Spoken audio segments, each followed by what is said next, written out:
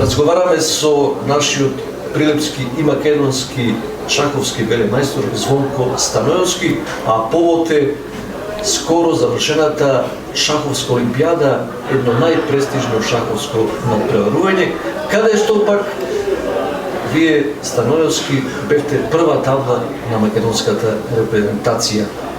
Меѓутоа, поводот е уште еден голем дуел, бидејќи вие на оваа шаховска олимпијада се сретнавте со најголемиот шахист на ова современо време, светскиот шампион Магнус Карсен од Норвешка.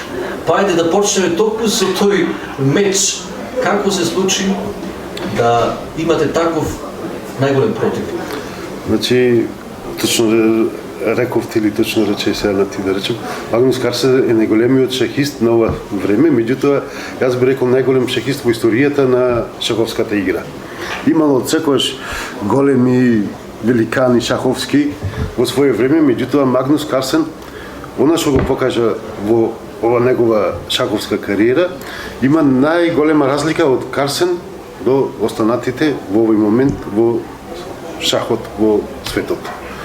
Значи сите други великани, да ги спомнам, и Каспаров, и Капабланка, и Ласкер на времето, кои што биле поддалеку од другите, меѓутоа не била толку голема разликата колку што сега разликата меѓу Карсен и останатите во светот. И веројатно Карсен е најголемиот шахист во историјата на шаховската игра. Тоа е моје мислење и мислење на многу други шахисти нормално, кои што така мислат. Затоа што победува на многу турнири, веќе долго време е светски шаховски првак и со рейтинг, па не знам колку години е најдобар во светот, со голема разлика маргина, да речеме, на рейтингот, поените во однос на вториот. Има многу интересни работи за Карсен, да речеме, сега да се вратиме на Олимпијада. Знаејќи таа величина на Карсен, како вие го доживеавте тој момент кога дознавте дека за противник го имате него? Така, први, да речем дека бев многу возбуден кога излегува првите и се знаеше дека треба да играме со Норвешка. Карсен игра прва табла за Норвешка, меѓутоа се уште основните состави, пошто имаме резерва, можеше да биде исклучен од состав, да не биде ставен во состав, пошто е, да речем, Македонија малку послаба репрезентација да рачуна, тај да рече играме без прва табла, посекако веројатно ќе победиме, можеби така би помислиле, меѓутоа Карсен, ете, не се откажа на мечот и настапи на мечот и тогаш веќе бев многу возбуден, да речам. Ете, че се сретнам со светскиот првак.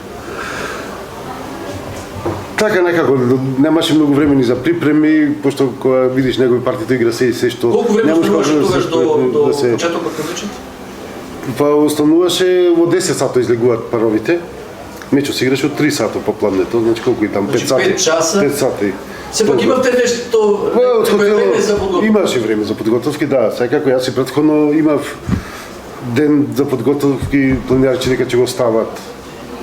Претходниот ден исто малце се подготвува. Имаше време за подготовки, меѓутоа Карсен игра се и се што не може да очекуваш од него дека одредена варијанта. Поверојатно тој ќе ме одбери мене моите слабости или неговите секунданти, јас така би рекол, ќе ги видам слабостите, отколку јас колку што ќе ги видам неговите слабости. А колку секунданти има тој со себе? Тоа во фудбалот се вака, секунданти тој има тренери, има во мечевите за светски првак. И тие работат со него константно. Дали сега конкретно Олимпијада му помагали или не сум сигурен, меѓутоа веројатно му помагаат, пошто тој нормално си ги плаќа. Значи цел тим стои зад него. Тие му се негови тренери, сега тој навечер дури да проверува кој како играат противниците, има други ќе проверат, ќе му кажат други ден така, а тоа се сепак силни, исто така силни велемајстори. Да речеме 2-3 во првите 100 на светот се сигурно, кои што може да му помогнат. За одредена варијанта, одредена линија, кои системи, да речеме, мене помалце ми лежат, повеќе ми лежат, да одбери варијанта. Значи, може би не е сам кој ги одбира тие варијанти, ги одбира со помош, да речем, од други. Сега конкретно да се навртам за Олимпијадата, така. Да, и за овој меч нас не интересира. Например, кога дојдовте на масата, се видовте со него, сигурно се поздравивте како што е. Значи, на масата мечот почнуваше од 3 сата. Јас преди претходните денови кога Карсен каде што играше, имаше премногу репортери, сниматели, фоторепортери, голема гужва. При претходните мечеви кај што ги играше Карсен. толпа од народ, јас би рекол. Тоа е во фокусот на вниманието. Да, беше во фокус на вниманието за време на целата Олимпијада и секојаш некои официјални лица имаше кога кај него го публикуваат првиот потез. Јас малце се подзабавив на партијата, не да се подзабавив, него бев 3-4 минути порано појдов, веќе гужвата беше направена. Од репортери, Карсен беше седната масата, не можев да се пробијам до таблава, каде што игравме. Тешко беше. Овие имаш од Црна Гора, тука близко играе од нас и од Косово, и викаат, не е тешко дека ќе влезеш така на шала. И овие колеги, да речем, од соседни земји. Така да се пробив некако до масата, се поздравивме, седнавме, ама веќе некако малце го треба ме фатиот толку камери и официјални лица, да речем, така. Додека стигнав до масата. Тој веќе си веројатно е смирен и навикнат си на тие работи, нормално си почека додека снима репортерите, дојде официјално лице, се не знам ни кој беше кој што го одигра првиот потез кај Карлсен. Значи, да кажеме дека и вие ги имавте црните фигури. Да. Прв потек повлече Карсен. Тој и онака е фаворит, а и кога фаворитот ги има белите фигури, тоа значи дека уште е поголема предност кај него. Практично првиот потез кај него повлече официјалното лице, тоа што го повлекуваше првиот потез, меѓутоа се сеќавам дека првиот потез беше F4, тоа официјалното лице што го одигра. Малце Карсен се намашти, па потоа го врати потезот и се одигра D4, тоа тој што откако репортерите нормално заминаја, го врати потезот, се поздравивме и се одигра D4. Тоа беше неговиот прв потез. Првиот потек од службеното лице го врати. Бил заради снимање. Јавност. Така, за сликање. Така. И како почна партијата, дали ви изненади тој потек на Карсен? Малце ми изненади, не очекував, ми играше позната варијанта која што денеска многу често, а и Карсен ја игра многу често, меѓутоа некако важи нешто као еднаква позиција, не голема предност за белиот, меѓутоа трајна предност. Значи белиот нема голема предност, игравме така наречен Лондон систем. Така се вика таа варијанта.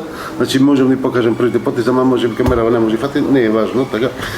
Првите потези се D4, D5, ловец на F4. Малце ме изненади. Тие се првите потези на белиот во позиција. Ова варијанта е позната како Лондон систем. Карсен многу често игра, поготово на тие врвни турнири, на блиц турнири. Значи трајна, не голема, минимална предност за белиот, меѓутоа трајна предност. Поготово за играч како што е Карсен. Значи, без да даде некаква шанса за контраигра, за контранапад на противникот. Тоа така јас се чувствував целата партија. Целата партија се чувствува, значи нема голема предност на Карсен, целото време е околу равно, меѓутоа мала символична предност белиот има. Не, да речеме како Тајсон да те мавни најдеш, да те нокаутира, него како некој во боксов споредба, како Мохамед Али кој што цело време само помалце те удира и на крај го истоштува противникот. Ете така, а не како на пример Тајсон да те удри со еден удар и да те нокаутира и да заврши партијата. Некоја споредба, да речем. Имаме се представа како се одвивала таа партија. Така и партијата траеше, затоа и траеше толку долго време, многу потега траеше. 69 потега да се издржи против светскиот првак и најдобар на сите времења, кој што рековте, тоа не е мала работа, барем отстрана гледано како ние што гледаме вака. Така изгледа отстрана, меѓутоа тоа беше стратегијата на Карсен. Значи без никаква контраигра за мене. Цело време морав да се бранам, да барам од брамбени потези. Нешто пробав на крајот, нешто да заоштрам, што се вика да се мати, да се лови во матно, што би рекли рибарски, ама таквото ловење во матно беше неуспешно за мене, да речем, и Карсен на крај успеа да добија партијата. Дали сте задоволени од тоа што го прикажавте на оваа партија? Да, сум задоволен, може би имав неколку пропусти при крајот на партијата. Во прв момент не бев сигурен точно каде сум направил грешка, меѓутоа потоа кога ја поставив на компјутер партијата, при анализа видов дека во секој момент Карсен е имал предноста и не ми дал никаква шанса практично. Мислам шанса за изедначување, може би сум имал моменти кај што сум можел по-добро да се бранам, да речем по-цврсто да се бранам, поготово при крајот на партијата. Сум имал подобри потези, ама веќе тоа е трети, четврти сат на игра. Така да, во моменти кога се правили грешки и тој веројатно неколку потези не ги имаше изиграно најпрецизно. Тоа беше варијанта која што му е позната, играл многу време и се игра точно како против многу силен играч играш партијата. Како пред себе да има најсилен противник. Сигурно кај него искуството е дека треба да се даде максимум секогаш за да се постигне победа, бидејќи ако се одигра под можностите, тоа се дава шанса на На ривалот. противникот практично не треба подценување на противниците. Тоа е неговото мото, неговата игра. Дали по мечот нешто поразговаравте, некогаш и тоа се случило помеѓу шаковски противници? Не анализиравме, мислам, се поздравивме нормално, не анализиравме партијата после мечот, сега јас бев малце разочаран затоа што ја изгубив партијата во првиот момент, да речеме, нормално како и после секој пораз. Имаше мало разочарување кај мене, меѓутоа потоа веќе ете така бев, да речем сега сум среќен што сум изиграл партијата од светскиот првак со најголемиот шахист на сите времена. Имам еден пријател од Бугарија, исто порано игравме за репрезентација, вика Звонко треба да честиш. Така и се чувствувам. Практично сум среќен и треба да честам за таа партија. Што изиграв, ми се укаже шанса и прилика да изиграм со светскиот првак. Сега за Олимпијада тоа беше шесто коло кога игравте против Седмо коло. Или седмо После коло слободниот против ден. Карсен, да, седмо коло против Норвешка Македонија. Меѓутоа и претходно, а и потоа вие имавте своји мечеви, така што еве освоивте 5,5 поени. Дали сте задоволни од учинокот на Олимпијадата воопшто? Вака сега гледано 5,5 од 10 на прва табла е сосема задоволувачки резултат. Меѓутоа и сега имав неколку силни играчи, имав едно реми против Навара со бели фигури. Навара е силен играч на Чешка, мислам најсилен и голем талент, исто еден од големите таленти. Меѓутоа со други два така посилни противници изгуби две партии, кои што со Франција изгуби партија која што можеби не требаше да изгубам. Беше околу реми во второ коло. А сепак Франција беше фаворит. Фаворит беше. Со нас изгубивме тој меч 0-4. Таа партија трима ми е сега што ја изгубив. Во други моменти веројатно лесно би ја ремизирал таа партија, меѓутоа во еден момент се почувствував подобар и сакав да тргнам малце на победа, нешто на заоштрување на позицијата и тоа ми беше грешката. Со црни фигури имав шанса, мислам, лесно да ја ремизирам таа партија. Тука имав некои пропусти и уште една партија реми заврши, мислам, од имав пропусти, имав со посла противник со 2280 со Шри-Ланка, мислам, беше. Не се сеќам. Со Шри-Ланка победите, меѓутоа со Чешка, со Велс ремизирате. Со Велс, да. Со Велс ми направи партија која што имав посла противник и мислам оти можев да го победам. И со Салвадор исто. Со Салвадор тоа беше веќе реми, противникот беше добро спремен, имаше добро спремена варијанта и таа партија заврши реми, тука мислам оти немав некои шанси да играм на победа со Салвадор. И добар млад противник кој што го подим, значи од прилика можеби со тие противници што имав плюс пола или еден поен би можел да освоим. Можев да освоим, да речем. Пропустив.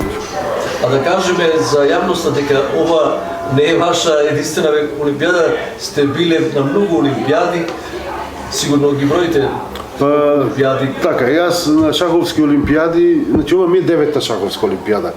Сега проверив таму во архивите, да речем. На шаховски олимпијади учествувам од 1994 година. Тоа е првата шаховска олимпијада на која што настапи македонската репрезентација во Москва, во Русија беше таа олимпијада. Таму мислам да настапи успешно. Значи од 1994 година до 2010 година редовно учествував на шаховски олимпијади за македонската репрезентација, со исклучок на 2000 година кога не играв. Другите сите олимпијади се играв. И ова ми е после пауза од 12 години. Учествував во репрезентацијата на Македонија на шаховски олимпијади. Мало изненадување беше за нас кога ја разбравте дека ве повика во репрезентацијава дури и на прва табла. Па и за мене беше изненадување, да речем. Како се чувствувате после 12 години да се вратите на ова врвно напредување? Сигурно не беше лесно. Нормално не беше лесно, сега да кажам дека претходните години можеби бев изоставен неправедно од репрезентацијата. Значи шаховска федерација во името на подмладување на репрезентацијата мене ме отфрли од репрезентација сигурно. Па требаше да учествувам затоа што 2015 бев прв на Македонија, 2016 исто бев прво на место на Македонија. Сите тие години 2018 исто трето бев прво на отворено првенство, трето место на Бергер, затворен турнир имаше. Претходните години, тоа е моје мислење, дека бев неправилно отфрлен и сега еве као си признава грешката да речеме Шаховска федерација ми повика и назад во репутација, па не само што ми повика него се погоди да играм на прва табла. Сега да кажам дека практично јас во прв момент се двоумев дали да играм за репрезентација. Ме кандидатира да рече на Пилевски жената ми. Да рече, оди дека те викат, инаку може би ќе откажев. Меѓутоа жената ми ме кандидатира да прифатам поканата. И сега не жалам дека ја прифатив поканата, пошто се сретнав со светскиот првак на ова Олимпијада, да речем. Македонија настапи со еден состав, речем, може би за многумина и неочекуван. Единствено вие сте велемајстор. Велемајстор, да. Во оваа гарнитура значи, да се на Македонија. Учествувам во 94-та година за шаховски олимпијади, за македонска репрезентација, до сега никој не сум играл на прва табла.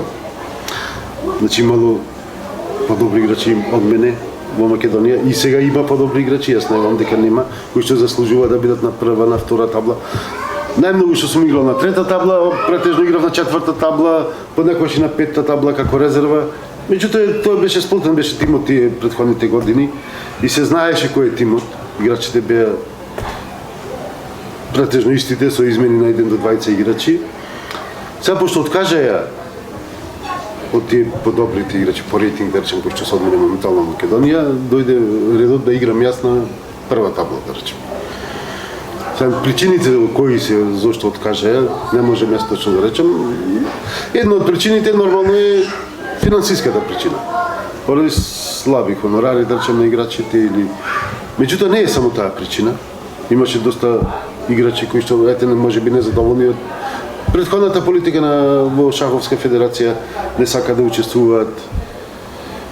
Исто репрезентација настапија не во најдобрите состави затоа што играчите не сакаат да играат, затоа што Олимпијадата се одржа во Индија, како претходно имаше некои така гласини се ширеа дека нема да биде добро, дека местото таму не е добро за играње, така условите за играње нема да бидат добри, меѓутоа можам да кажам дека организаторите се потрудија, се беше во најдобар ред. Ова Олимпијада беше досега најмасовна од сите олимпијади шаховски што се одржале, 187 беа најавени репрезентации држави и мислам дека во машка конкуренција 188 затоа што во женска конкуренција имаше која е една репрезентација Виетнам, немаше во машка конкуренција, проверуваше само женска имаше. Значи од 188 држави имаше надпроверувачи во машка и во женска конкуренција. Сепак држави во светот, сите тие членки, да речем, на Светскава шаховска федерација. Сакам да забележам тука вашава одлука сигурно се дължи на тоа дека имате и обврска, некој чувствувате да ја браните, да ги браните боите на државата, односно да браните името на државата, да и така. Секогаш фудбалерот кога игра за репутација на Македонија сепак се чувствува највозвишено. Предпоставам дека го шахот е истото. Па добро, да, чести е нормално и обврска кога те повикуваат за државна репрезентација да направиш и да се учествуваш, поготово кога ќе се игра на вакво првенство треба да се покаже и максимумот што се има таму. Сега да подсетиме дека според стартната рейтинг листа Македонија 61 беше рангирана, меѓутоа 70-то освоено место. На што се должеше тоа повисоко место во рангирањето, дали можеби на претходниве резултати, а на што се должи 70-то место и дали можеше... Значи рангирањето е спрема просечениот рейтинг на играчите. Најдобрите 4 играчи, рангирањето е спрема просечениот рейтинг на најдобрите 4 играчи по рейтинг што се. Македонија е 61-ва спрема јунскава рейтинг листа, да речеме, беше на Олимпијадава. И сега крајниот резултат нормално зависи од прикажаните игри таму и од резултатите. Македонија пех имаше во последното коло, изигравме 2-2 со Салвадор, репрезентација која што беше после нас рангирана и која што очекува да победиме. Во случај на победа ќе бевме 15 на место, над правилно завршено речено, ќе бевме пред стартниот број секако.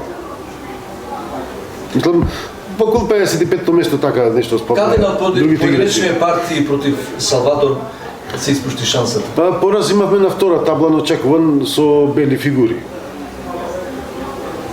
Не, уствари на трета табла играме пораз. А на втора табла имаме реми со бели фигури. Против послаби противници. Значи Салвадор сите 4 противници беа послаби од нашиви рейтинзи. Јас играв на прва табла со црни фигури, малце тешка партија, противникот беше добро спремен и мислам дека со реми беше доволно. Меѓутоа имавме пораз на четврта табла, на трета табла од посла противник и на втора табла реми, каде што очекувавме победи.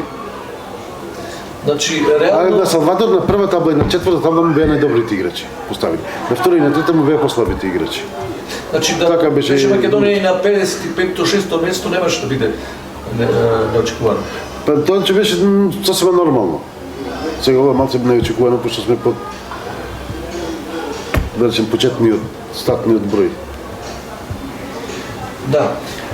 Сега да кажеме и за овие три најдобри резултати што излегоа, дали според вас очекувано е Узбекистан на прво место, второ Ерменија, трето Индија, но вториот состав на Индија.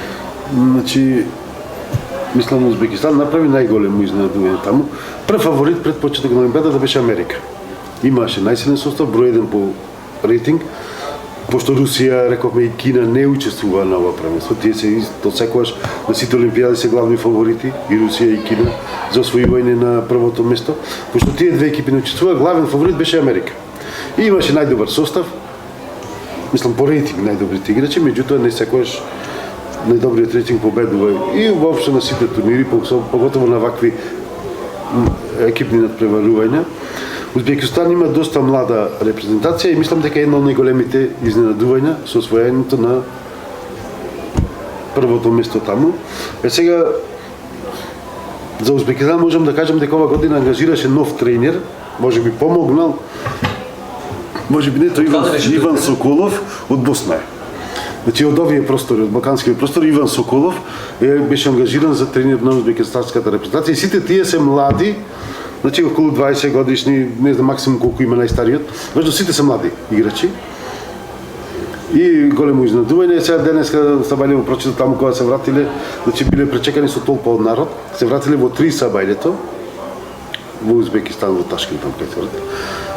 Со толпа од народ биле пречекани, дури од премиерот на државата и биле наградени со секој со по $53,000 од играчите и со нова кола. Да, тоа е една одлична вест, бидејќи и шахистите, ете, во некои држави се толку ценети, што ги чека многу народ, ги пречекува. Да.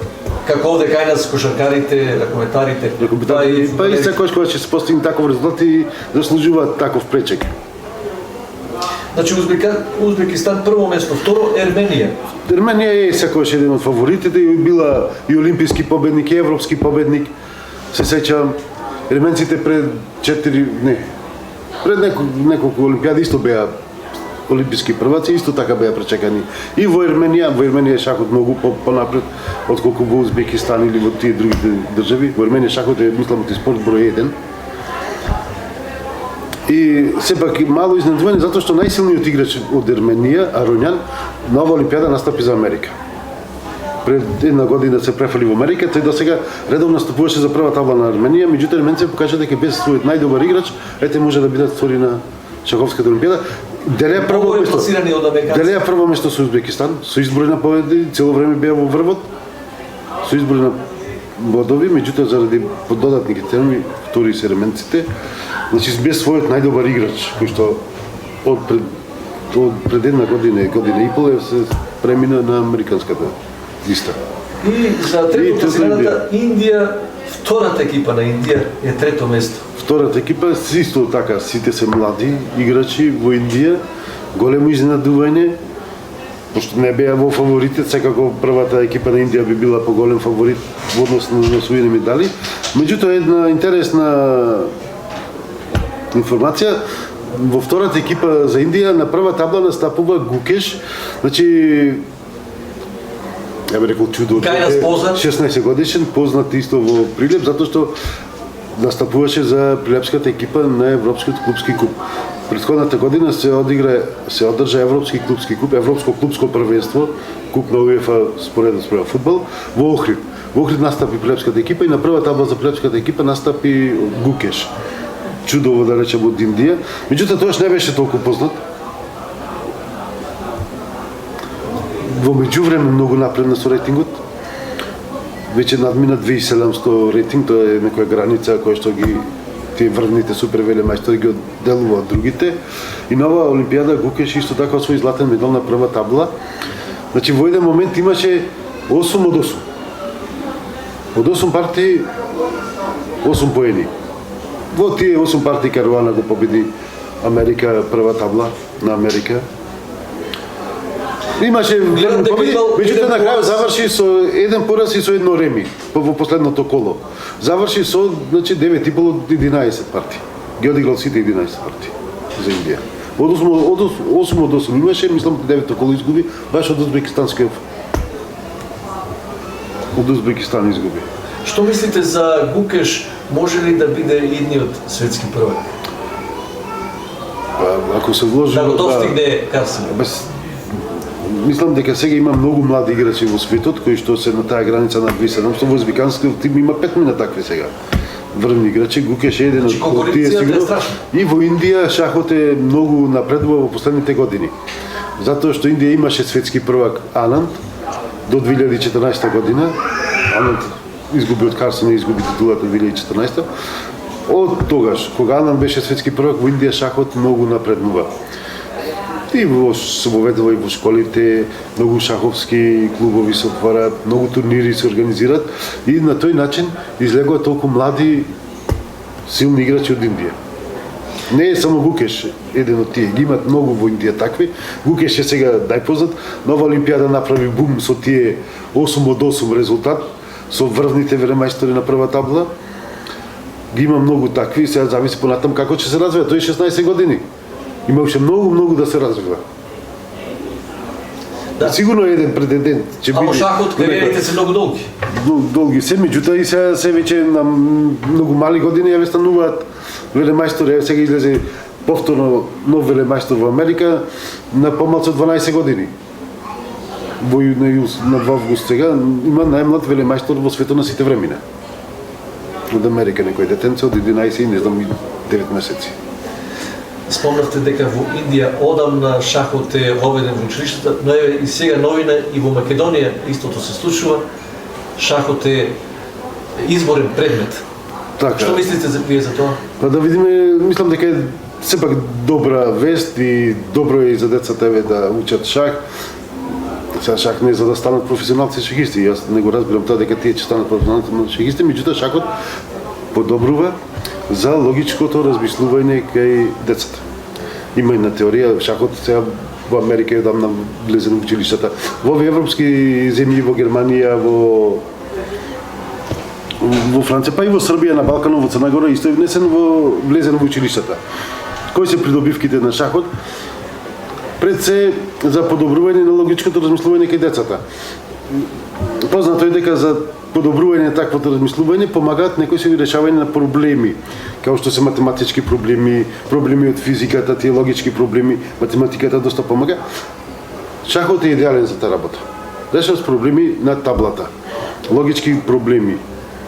Дали шахот во Прилеп се на повторно некој силен залет, гледаме дека овде во просториве постојано нешто се случува, овие се шаховски простори на шаховски клуб Прилеп, а и тука вие имате своја школа. Што мислите? Значи во Прилеп сега се формира уште два нови шаховски клуба.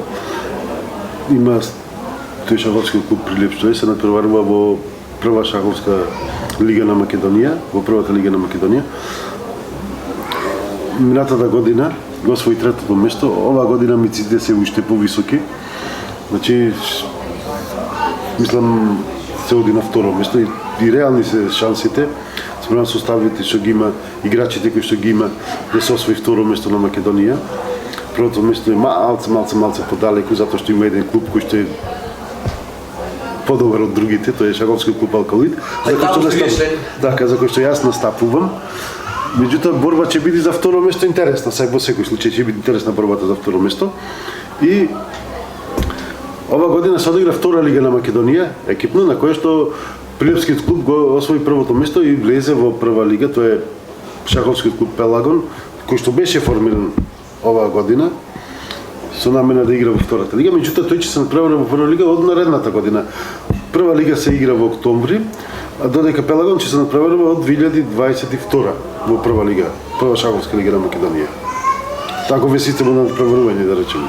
Според това што се случува, дали Прилеп доаѓа времето да биде еден од главните шаховски центри во Македонија? Па така изгледа, пошто имаме веќе два клуба кои што ќе бидат во прва лига, нема единствено Скопје има така повеќе клубови во првата лига. И шахот доби многу на интерес, да речем, заради тоа што можеше да се игра онлайн. Значи многу деца, младите почнале да играат онлайн шах, се игра многу онлайн. И на тој начин привлече многу внимание шахот. Поготово кај младите. Во Прилеп каква е иднината на шахот, овие млади генерации, колку се талентирани, колку можат да ги заменат овие повозрастните? Шахот треба доста учење, јас го споредувам пак со математиката, како што е математиката, како што се учи деца прво делење учат собирање, вадење, второ делење, множење, делење, па потоа веќе понапредно до интеграли во 8-9 делење или до логички до операции за веројатност, така и шахот. Шахот не се учи наеднаш, него постепено треба да се надградува. Сега овие светскиве млади прваци се посветени само на шах практично. Значи ви сте професионалци. Професионалци неколку сати во денот посветуваат само на шахот, тоа така се предодредени уште од деца. Така и Карсен беше предодреден. На времето сестрите Полгар така беа предодредени. Тие се поготово Јудит Полгар во историјата на шахот најсилната женска шегистка. Да не се речеме до Фишер. Да, така се предодредени. Така да има интерес сега за шахов, голем интерес кај децата. Ќе видиме од септември каков ќе биде интересот, пошто шахот се воведе во училиштата, се надевам дека тоа ќе биде позитивно во секој случај во однос на интересот кај децата за учење шах. Ќе видиме. А вие продолжувате сигурно со вашата шаховска школа тука во овие простори? Така, па се надевам, да, јас досега овде држев часови за деца, за повозрастни деца. Имаше, еве да испомнат, Дудка Јустинијана од Полска овде мажена во Прилеп, таа држеше часови за помладите деца. Значи за почетници? За почетници, ете така, прво, второ делење од деца, јас за повозрастни деца држев часови. И уште на крајот да ми кажете, заврши вашиот настап на Олимпијадата, кој е следниот настап на кој треба да се појавите? Сега за сега не имам одредено, следниот настап ќе биде во октомври првата лига на Македонија. Во меѓувреме имам некои приватни обврски, да видам како тие ќе ги завршам, како ќе ги менаџирам, доколку имам некој слободен термин. Се најавуваат турнири во Косово, во близина, нешто се најавува во Србија, ќе видиме, не сум сигурен како ќе биде.